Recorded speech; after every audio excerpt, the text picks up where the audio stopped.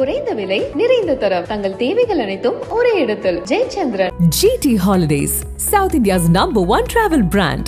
You know you are special when you're with GT Holidays.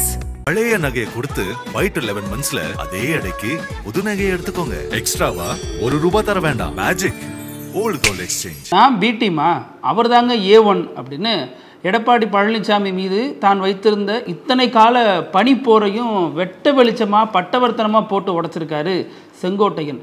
இதன் மூலமாக அதிமுகவில் நிலவி வந்த ஒரு 9 மாத கால பனிப்போர் அப்படிங்கிறது முடிவுக்கு வந்திருக்கிறதாக பார்க்கப்படுது. ஆனால் இது முடிவு கிடையாது, இது வெறும் ஆரம்பம் தான் அப்படிங்கிற ஒரு கருத்தும் நிலவுது. ஏன்னா அதிமுகவுக்கு அமைப்பு செயலாளருக்கு என்னதாங்க பிரச்சனை? அதிமுக அமைப்பு செயலாளராக இருந்த மைத்திரேயன் அந்த கட்சியிலிருந்து வெளியேறினாரு, அப்புறம் அன்வர் ராஜா வெளியேறினாரு, இப்போ செங்கோட்டையன் வெளியேறி இருக்காரு. அதே அதிமுக அமைப்பு செயலாளர் பொறுப்பில் இருக்கக்கூடியவங்க தான் ஜெயக்குமாரும் செல்லூர் ராஜும். இவங்களும் அடுத்தடுத்து வெளியேறக்கூடிய காட்சிகளை பார்க்க போறீங்க அப்படின்னு அதிமுக உள்ளிருக்கக்கூடிய முக்கியமான நபர்கள்லாம் தகவல் சொல்றாங்க. என்ன ஏது அப்படிங்கிறது விரிவாக பேசிடலாம். Welcome to sensation.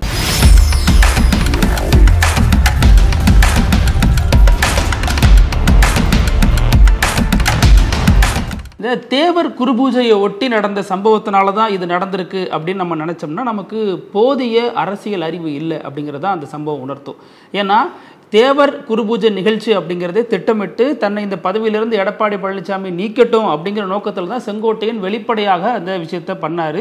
அங்கே வந்தது மட்டும் இல்லாமல் ஓபிஎஸ், டிடிவி போன்றவர்களை சந்தித்ததும், சசிகலாவை சந்தித்து பேசினதும் அந்த அடிப்படையில் தான். அன்னைக்கே அவர் சொல்லியிருந்தார், அதிமுகவிலிருந்து நீக்கினாலும் எனக்கு மகிழ்ச்சி தான் அப்படின்னு சொல்லியிருந்தவர் திடீர்னு இன்னைக்கு, அதாவது நேற்று மாலை எடப்பாடி பழனிசாமி அவரை அடிப்படை உறுப்பினர் உள்ளிட்ட பொறுப்புகளிலிருந்து நீக்கினதுக்கு அப்புறம் இன்னைக்கு என்ன சொல்கிறாரு காலையில் அப்படின்னா, எனக்கு ரொம்ப வேதனையாக இருக்குது, கண்ணீர் சிந்துகிறேன், இரவெல்லாம் தூங்கவே முடியல அப்படிங்கிறாரு. இது அதே செங்கோட்டையன் தானா? அவர் தான் இப்படி பேசுகிறாரா அப்படின்னா, அதற்கு முன்னாடி அவரே ஒரு உதாரணம் கொடுத்துருக்காரு. செங்கோட்டையன் அதற்கு முன்னாடியே ஒரு சம்பவம் என்னென்னா, 10 நாள் கெடு விதிக்கிறேன் அப்படின்ட்டு, அதுக்கப்புறம் நான் எங்கே கெடு விதித்தேன் அப்படின்னு ஜகா வாங்கினார். ஸோ செங்கோட்டையன் நிலைப்பாட்டில் ஏன் இந்த தடுமாற்றம் அப்படிங்கிறது ஒரு பக்கம். இன்னொரு விஷயம் என்ன அப்படின்னா, அப்போது எடப்பாடி பழனிசாமி எல்லாத்தையும் சரியாக தான் பண்ணாரா அப்படின்னா அதுவும் கொஸ்டின் மார்க் தான். ஏன்னா கடந்த ஒரு 10 மாதம், ஒரு 9-10 மாதங்களாகவே இருக்கக்கூடிய பிரச்சனை என்ன அப்படின்னா, செங்கோட்டையன் நிலைப்பாட்டில் எடப்பாடிக்கு ஒரு பெரிய பிரச்சனை என்ன அப்படின்னா, ஓபிஎஸ் எப்படியெல்லாம் இடைஞ்சல் கொடுப்பாரோ அதை விட அதிகமாக இவர் இடைஞ்சல் கொடுத்தாரு. காரணம், ஒருங்கிணைக்கணும் அப்படிங்கிறத அவரது ஒற்றை நோக்கமாக இருந்துச்சு. 1972 கட்சி ஆரம்பிக்கப்பட்ட போதிலிருந்தே அதிமுகவில் தீவிரமாக இணைந்து பணியாற்றி வந்தவர் தான் செங்கோட்டையன். கட்சியின் மிக முக்கிய தலகர்த்தர்களில் அவரும் ஒருத்தராக இருந்தார். இன்னும் சொல்லப்போனால் அதிமுகவை எமர்ஜென்சி காலம் ஒட்டி அனைத்து இந்திய அண்ணா திமுக அப்படின்னு பெயர் மாற்றினார் அப்போதைய தலைவராக இருந்த எம்ஜிஆர், பொதுச் செயலாளர். ஸோ அந்த ஒரு விஷயத்தை பொறுத்த வரைக்கும் அந்த பெயர் மாற்றம் நடந்த பொதுக்குழுவிலேயே பொருளாளராக இருந்தவர் தான் செங்கோட்டையன். அப்போ அவருடைய முக்கியத்துவம் என்ன அப்படிங்கிறது நம்ம அனைவருக்கும் தெரிந்த ஒன்று தான். கிட்டத்தட்ட 9 முறை அதே தொகுதியில் எம்எல்ஏவாக இருந்திருக்காரு. பல வகையில் அரசியல் கட்சி ரீதியாகவும் பல முன்னேற்பாடுகளை அந்த கட்சிக்காக செஞ்ச ஒருத்தர் தான் செங்கோட்டையன். அவரை Edappadi Palaniswami just like that இப்படி தூக்கி போட்டாரே அப்படின்னா அதற்கு பின்னணியிலையும் காரணங்கள் அணிவகுத்து நிற்குது. என்ன அப்படின்னா, நம்ம ஒன்றா பார்த்துடலாம். ஏன்னா முதல்ல ஒரு 6 முன்னாள் அமைச்சர்கள் எடப்பாடி பழனிசாமியை சந்தித்து அதிமுக ஒருங்கிணையணும் அப்படின்னு கேட்டதாக ஒரு தகவல் வெளியானுச்சு. அது எடப்பாடி பழனிசாமி அதெல்லாம் ஒரு பொய் அப்படிங்கிற மாதிரி கடந்து போயிட்டார்.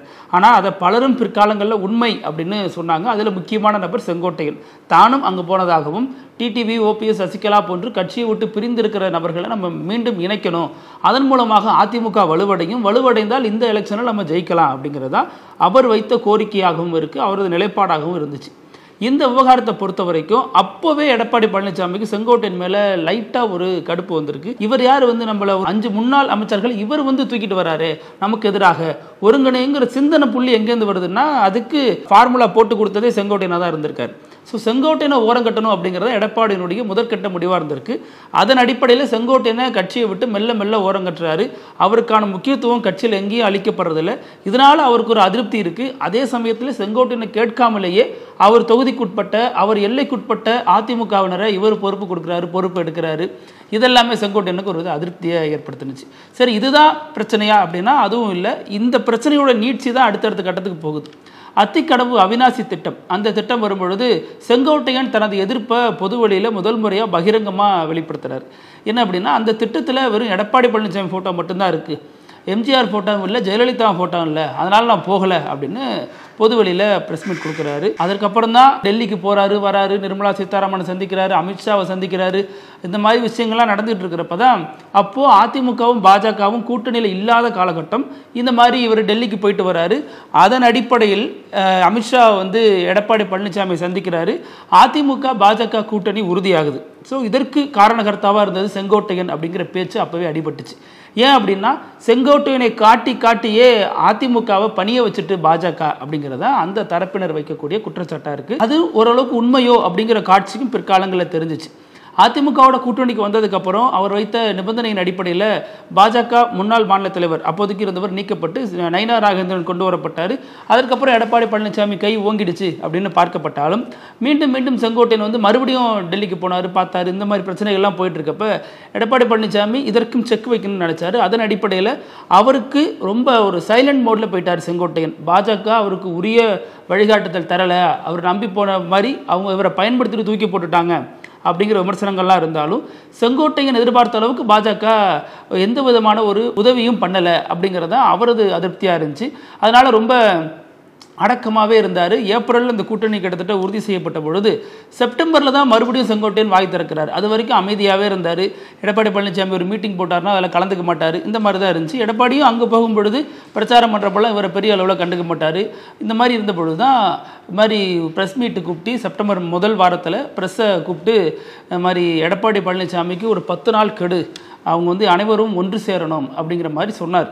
ஆனால் பிற்காலங்கள் அவரே அதை மறுத்தார். நான் அப்படி சொல்லவே இல்லை அப்படின்னாரு. நீங்கள் சொன்னதுக்கு நான் அப்படிலாம் இருக்குது, ஆனால் இல்லைன்னு சொன்னேன் அப்படிங்கிற மாதிரி மழுப்பலான ஒரு பதில் சொன்னார். அதனடுத்து தான் எடப்பாடி பழனிசாமி அவரை கட்சி பொறுப்புகளில் இருந்து மட்டும் நீக்கி வச்சார். அது உடனடியாக நீக்காமல் கட்சி பொறுப்புகளில் இருந்து மட்டும் நீக்கி வச்சார். அதையடுத்து மீண்டும் ஹரித்வார் போகிறேன் அப்படின்னு செங்கோட்டையன் கிளம்பினார். ஆனால் பார்த்தா டெல்லிக்கு போயிட்டு வந்துட்டு அமித்ஷாவை சந்திச்சேன் அப்படின்னு சொல்லிட்டு போனார். ஆனால் அந்த தரப்புலேருந்து இவர் வந்து சந்திச்சாரா இல்லையாங்கிற அஃபீஷியலான எந்த ஒரு ஃபோட்டோஸோ எதுவுமே ரிலீஸ் பண்ணலை.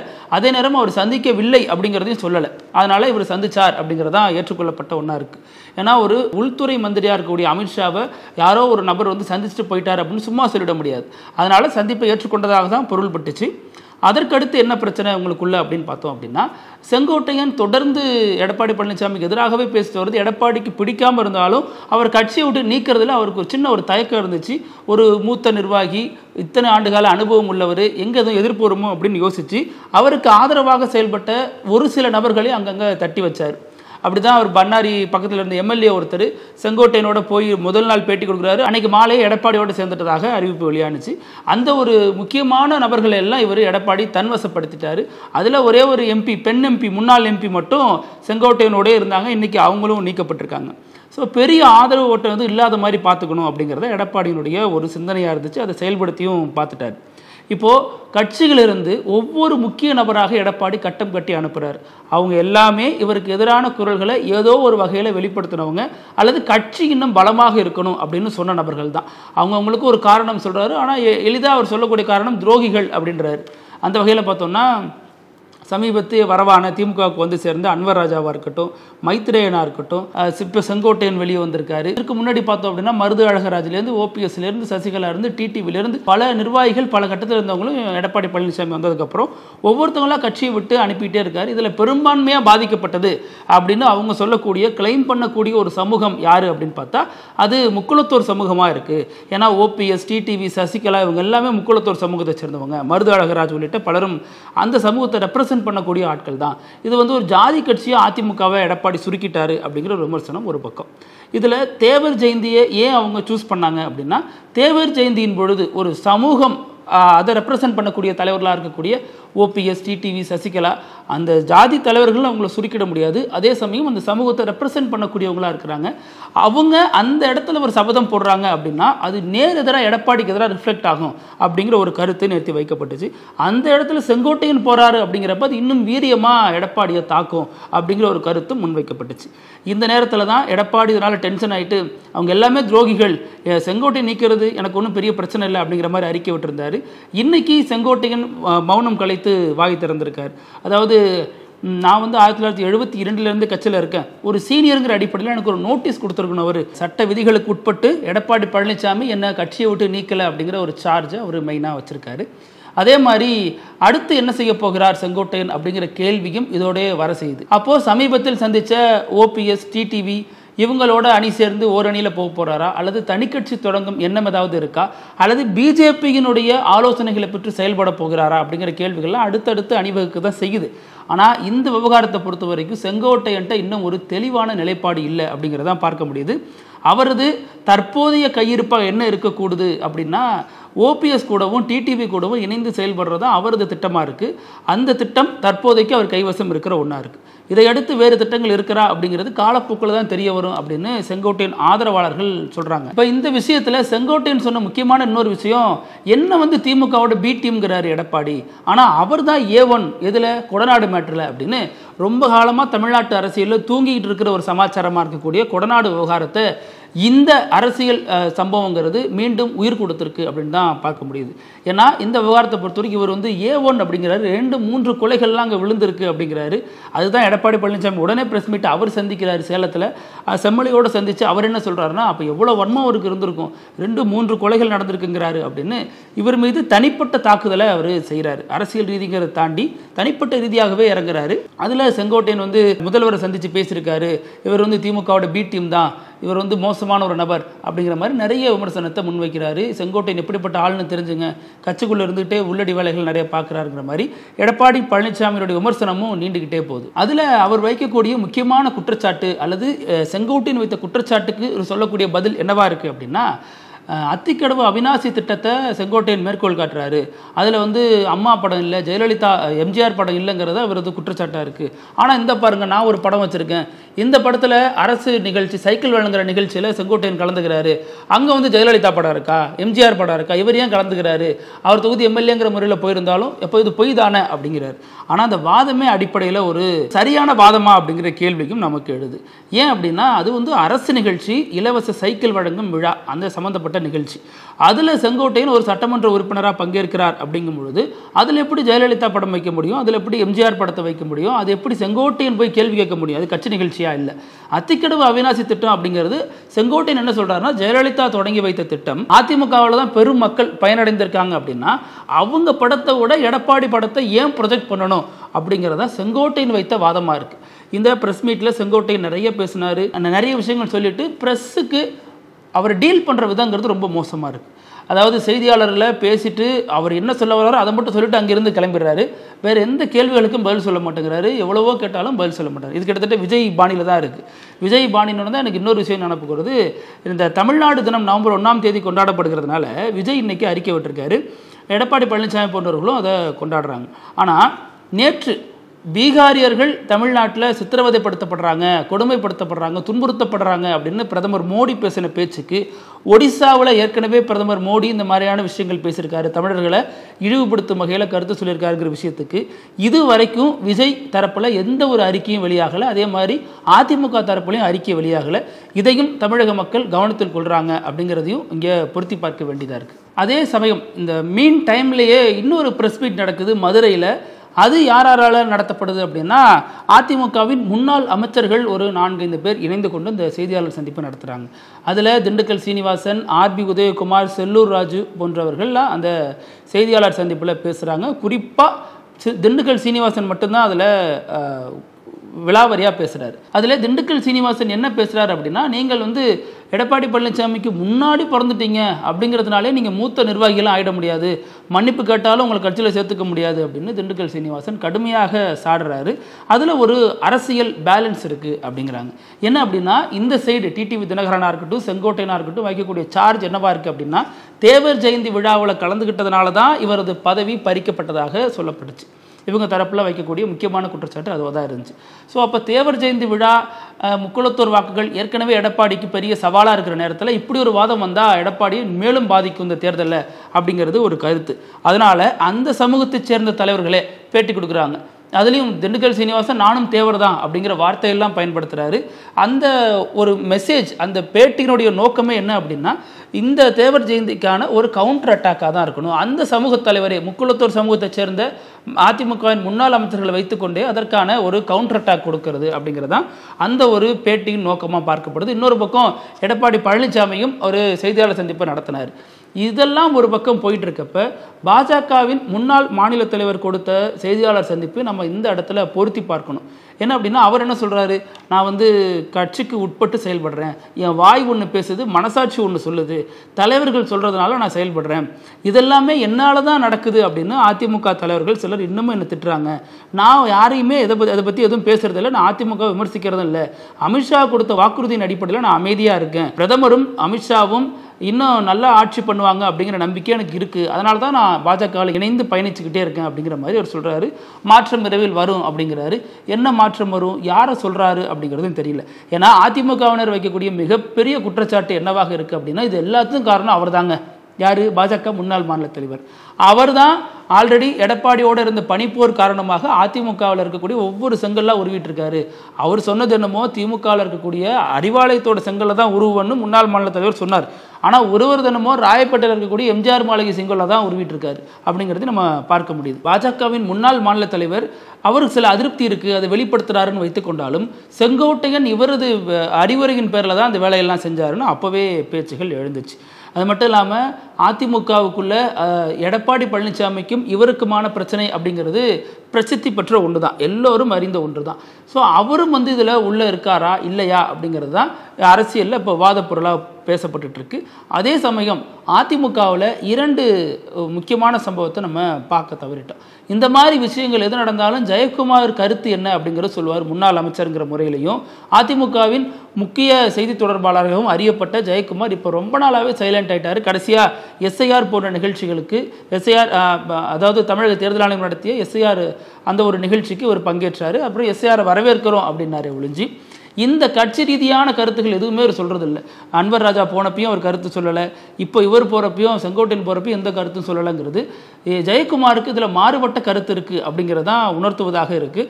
அதே சமயம் செல்லூர் ராஜு என்னதான் செய்தியாளர் சந்திப்பெல்லாம் அவருக்கு எதிராக கலந்துக்கிட்டாலும் எதிரான பேச்சு எதுவும் பேசலை. ஏன்னா அவரே எடப்பாடி பழனிசாமியால் கடந்த 2 முறை அவமதிக்கப்பட்டிருக்கார் அப்படிங்கிறது ஒரு பக்கம். இப்போது ஒரு பக்கம் செல்லூர் ராஜு அப்புறம் ஜெயக்குமார் போன்ற தலைவர்களுடைய அமைதியை நம்ம பார்த்தாலும், இன்னொரு பக்கம் எஸ்பி வேலுமணி போன்ற எடப்பாடியின் வலதுகரமாக அறியப்படக்கூடியவரோட கருத்து இதில் என்ன அப்படிங்கிற கேள்வியும் எழுந்திருக்கு. ஏன்னா இந்த பேட்டி பதிவு செய்யக்கூடிய இந்த நிமிடம் வரைக்கும் அவர் கருத்து எதுவும் சொல்லலை. அவருடைய அமைதியும் ஒரு பதற்றத்துக்குரிய ஒன்றா தான் அதிமுகவில் பார்க்கப்படுது. ஏன்னா அவர் வந்து இதில் ஒரு முன்கை எடுத்து பண்ணியிருக்காரா, இப்போ கொங்குல பெரிய சவால் இருக்கா, அல்லது இவர் போனதுனால ஒரு பிரச்சனையும் இல்லையா அப்படிங்கிறது தான் அவர் போன்றவர்கள் சொல்லுவாங்க அப்படின்னு எதிர்பார்க்கப்படுது. அதே நேரம் பாஜக தனது வேலைகளை ஆரம்பிச்சிருச்சு. நம்பர் 2க்காக தான் பாஜக இத்தனை நாளும் தமிழ்நாட்டில் அரசியல் பண்ணிட்டு வந்துச்சு. இப்போ அந்த நம்பர் 2ங்கிற இடம் ரொம்ப இலகுவாக பாஜக மடியிலேயே வந்து அமர்ந்துடுச்சு அப்படின்னு சொல்லப்படுது. இதில் விஜய் போன்றவர்கள் நிலைப்பாடுகளும் பேசுபொருளாக தான் இருக்குது. அதே சமயம் விஜய் கட்சியில் இருக்கக்கூடிய அருண்ராஜ் போன்ற தலைவர்கள்லாம் தனித்து கூட்டணி தொடர்பான பேச்சுவார்த்தைகள் நடத்துறதாகவும் அதை விஜய் கண்டித்ததாகவும் செய்திகள்லாம் உலா வருது. ஆனால் அது எப்படி விஜய் கண்டிப்பாருங்கிற கேள்வியும் கூடவே வருது. ஏன்னா வழிகாட்டு கூட்டங்களுக்கும் அவர் கலந்துக்கிறது இல்லை. இப்போ இன்னைக்கு இதை சமீபத்தில் ஒரு கூட்டம் போட்டாங்க, அதுலேயும் விஜய் வந்து பங்கேற்கிறது இல்லை. தலைவர்களுடைய வழிகாட்டுதல் இல்லாமலே தாவேக்கால மட்டும்தான் வழிகாட்டுதல் கூட்டம்லாம் நடக்கும்.